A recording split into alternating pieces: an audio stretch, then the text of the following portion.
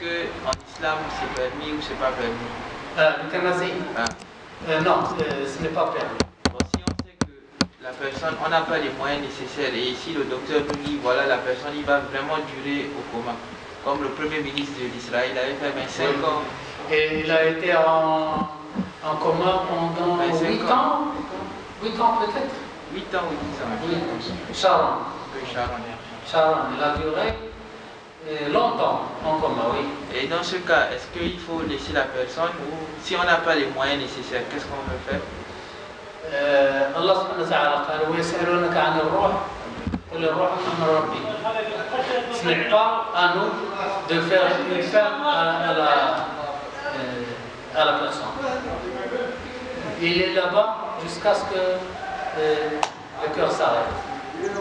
Oui, j'ai aussi compris que c'était permis, je ne sais pas si c'est vrai, que si par exemple la femme elle est enceinte et lorsqu'on fait l'échographie et on découvre que l'enfant il a des anomalies, donc on a dit que c'est permis de... Oui. Dans ce cas-là, oui.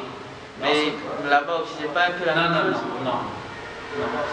Dans ce cas, il est mentionné, on peut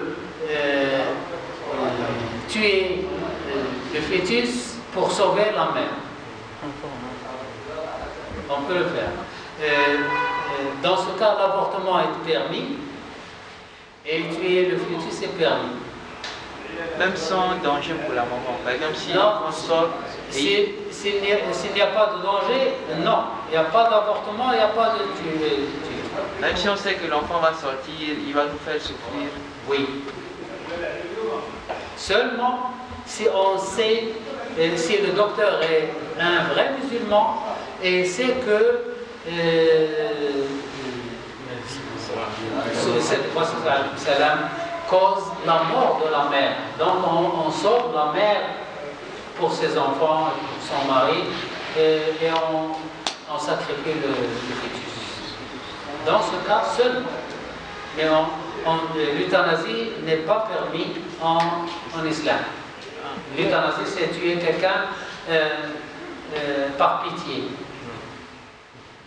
On a pitié de lui, on le tue pour qu'il ne souffre plus et que les personnes, sa famille ne souffre plus. Non.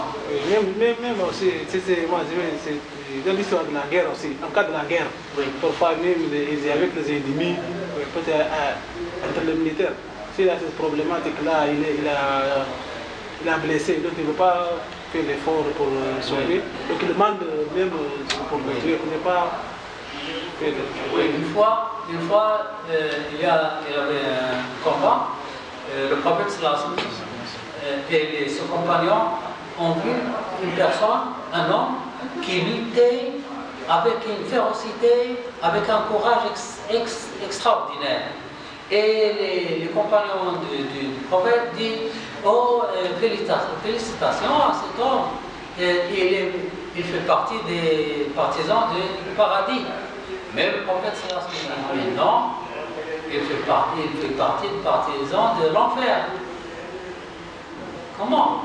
Il est avec les musulmans, il est avec les musulmans, il se combattait férocement, courageusement, et il sera parmi les habitants de l'enfer. Un compagnon se levait et il est allé le voir. Il veut voir ce qu'il fait. Pourquoi le prophète sallallahu alayhi wa sallam a dit que cet homme sera parmi les habitants de l'enfer? Alors, qu'est-ce qui arrive à cet homme? Il a tué plusieurs gens, mais il a reçu beaucoup de coups. Et il a souffert. Elle a souffert tellement, finalement, il a pris l'épée et il s'est tué, il s'est suicidé. Il a pris l'épée, il a mis l'épée sur la terre et il a foncé jusqu'à ce que l'épée entre de son ventre et sort de son dos et il est mort. Alors le compagnon il est revenu et dit j'atteste que tu es messager d'Allah. J'atteste que tu es messager d'Allah. Voilà ce qui arrive. Il s'est suicidé. Le prophète m'a dit il fait partie même il montre un courage extraordinaire, c'est devant les yeux des gens, mais l'intention était différente. Mais ça, dans même ce cas-là, même si la personne qui te demande, même celui qui te demande pour le tuer, il n'a pas fait ça. Le jour du jugement, le prophète sallallahu alayhi wa sallam a dit l'enfer commence à brûler avec 3 personnes. Avec un savant, un martyr et un homme généreux. L'enfer. Les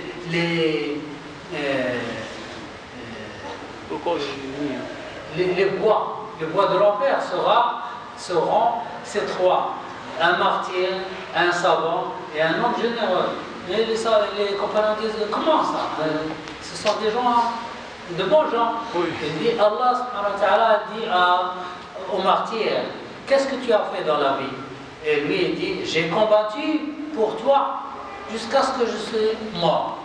Il dit, non, tu as combattu pour que les gens disent qu'il est généreux, qu'il est courageux. Ils ont dit que tu es courageux. Ils t'ont payé. Ils ont dit, et c'est un courageux. Tu es payé, tu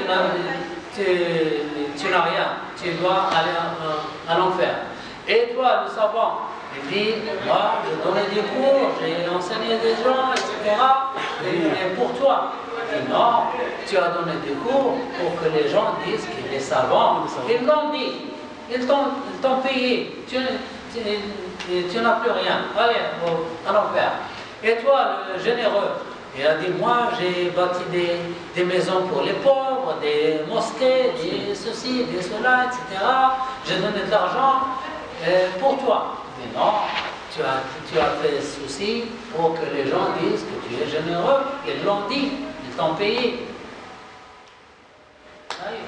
Et ces 3 sont les premières personnes qui seront jetées dans l'enfer. Combien il reste?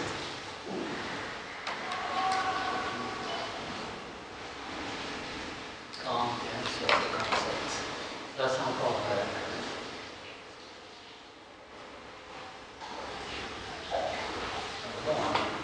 Le Maghreb, c'est à 6h08. Oui.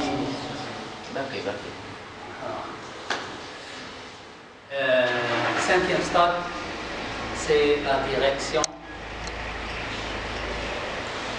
Allah a dit, glorifie le nom de ton Seigneur, le Très-Haut, celui qui a créé et a agencé harmonieusement, qui a décrété